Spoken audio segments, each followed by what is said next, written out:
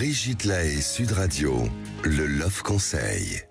Alors, comment aider un ami qui souffre On a le sens de l'amitié, hein, Philippe Bruneau. Quand on a un ami qui souffre, on a envie de l'aider, et c'est pas toujours simple. C'est pas facile, non ? Non, absolument. Donc, je vais vous proposer quelques attitudes qui sont justes. Tout d'abord, il faut savoir l'écouter sans l'interrompre. C'est déjà pas mal, oui. Parce que souvent, on a envie de réagir trop vite. Parce qu'en se confiant à nous, eh bien déjà, ça va le soulager. Ensuite, il faut jamais sous-estimer sa douleur, même si ça nous paraît pas très grave. Pour lui, visiblement, c'est grave. Donc, on évite les phrases « une de perdue, 10 de retrouvée ». Hein, c'est mieux.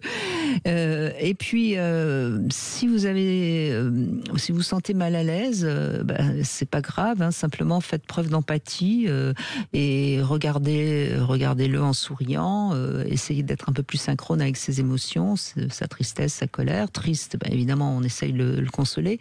S'il est fâché, il faut pas essayer de le calmer, mais il faut juste le laisser un peu exprimer sa colère. Hein. Déjà, quand elle est sortie, ça va mieux. Sûr, oui. Troisième point important, pas les conseils, moi à ta place, je ferais. Ou le pire, c'est je te l'avais bien dit.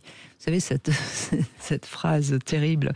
Et puis, soyez vigilants, surtout s'il vous paraît un peu déprimé. Hein. Et puis, en revanche, et ça c'est vraiment important, si la personne sans cesse vous abreuve du même discours plusieurs fois, etc., à ce moment-là, il faut le conseiller d'aller voir quelqu'un dont c'est le métier, parce que accepter qu'un ami se confie à nous, c'est bien, mais quand c'est répétitif, à ce moment-là, ça sert à rien. On ne peut pas être le réceptacle de tous les gens qui souffrent, même si c'est surtout si c'est des amis, parce qu'on risque de ne plus être sur le même plan. Mais quand vous disiez, Brigitte, comment aider un proche qui souffre, c'est si il parle. Mais le nombre de gens qui souffrent et qui ne parlent pas, et comment les inciter à en parler.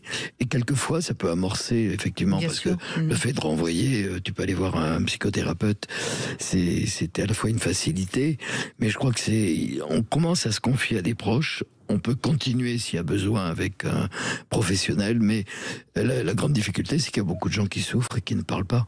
Ou alors, l'autre écueil, c'est ce que vous dites, il va y avoir une espèce d'accroche permanente, et là, il faut pas non plus. Et ce qu'il faut surtout bien savoir, c'est que souvent, quand un ami souffre et qu'il se met à nous parler, on a un peu l'impression qu'il tourne en boucle et qu'il n'écoute pas réellement le peu de choses qu'on peut éventuellement lui dire.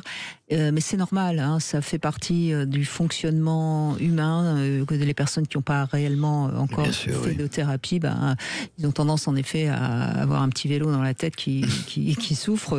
Ils pédalent, mais c'est vrai que ça n'aboutit pas à grand chose. D'ailleurs, moi j'ai le souvenir quand je faisais du vélo d'avoir souffert beaucoup. Oui, hein, au niveau des cuisses, des testicules, où ça Ah, effectivement, il peut y avoir un testicule coincé dans la selle. Aïe.